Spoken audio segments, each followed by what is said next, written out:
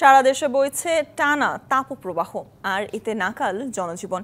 এমন পরিস্থিতিতে দেশজুড়ে পঞ্চম দফায় ৭২ ঘন্টার হিট অ্যালার্ট জারি করেছে আবহাওয়া অধিদপ্তর।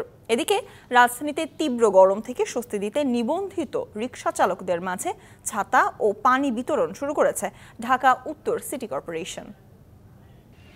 আবহাওয়ার জন্য চলতি মাস জুড়েই দুঃসংবাদ থাকলেও মে মাসের প্রথম সপ্তাহ দেশবাসীর জন্য থাকছে সুসংবাদ। চলতি মাসে ১১ বার চুয়াডাঙ্গায় দেশের সর্বোচ্চ তাপমাত্রা রেকর্ড করা হয়। শুক্রবার জেলার সর্বোচ্চ তাপমাত্রা ছিল ৪২.৭ ডিগ্রি সেলসিয়াস। তবে মে মাসের ৬ তারিখের পর থেকে আবারও শুরু হওয়ার সম্ভাবনা থাকছে মৃদু থেকে মাঝারি তাপপ্রবাহ। আগামী ৭২ ঘন্টার জন্য তাপপ্রবাহ সতর্কবার্তা জারি করছে। যখন একটা তীব্র কালবৈশাখী ঝড় দেশের উপর দিয়ে বয়ে যাবে, তখন কিন্তু সারা দেশে তাপমাত্রা প্রায় ৩ থেকে ৫ ডিগ্রি কমে যায় এবং পরবর্তীতে যখন বৃষ্টিপাত থেমে যায়, আবার কিন্তু তাপমাত্রাটা আবার বাড়তে থাকে, আবার এটা তাপপ্রবাহের রূপ নেয়।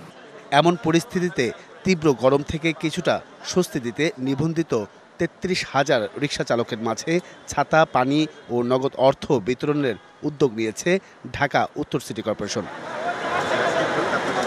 গুলশানে নগর ভবনের সামনে এই কার্যক্রমের উদ্বোধন করে মেয়র বলেন, গরম কমাতে পার্কগুলোতে পানি ছেটানোর পরিকল্পনা নেওয়া হয়েছে। আমরা কৃত্রিম বৃষ্টি দিয়েছি, আমরা কাজ করছি প্রত্যেক ওয়ার্ডে ওয়ার্ডে। আমরা গতকাল পানি দিয়েছি। আমরা প্রত্যেকটি খেলার মাঠ এবং বিভিন্ন বাজারে আমরা বলেছি সবাইকে যে আমাদের এই পানিটা থাকবে প্রত্যেকটি ওয়ার্ডে। ২০০টা করে গাড়ি কিন্তু ঘোরা শুরু করেছে পর্যায়ক্রমে। এই সময় রিকশা চালকরা জানান, রোদ ও গরম থেকে বাঁচতে এমন উদ্যোগে কিছুটা হলেও কমবে কষ্ট, বাড়বে আয়।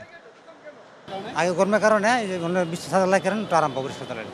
ভালোই আর কি, এখন যদি এটা নিয়ে যদি চালাইতে পারি তাহলে তো সার্থক হইলাম।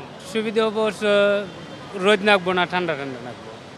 রাজধানীর রাস্তার যাতে গাছ নষ্ট না হয় সেজন্য ৪৭ জন মালিককে নিয়োগ দিয়েছে ঢাকা উত্তর সিটি কর্পোরেশন।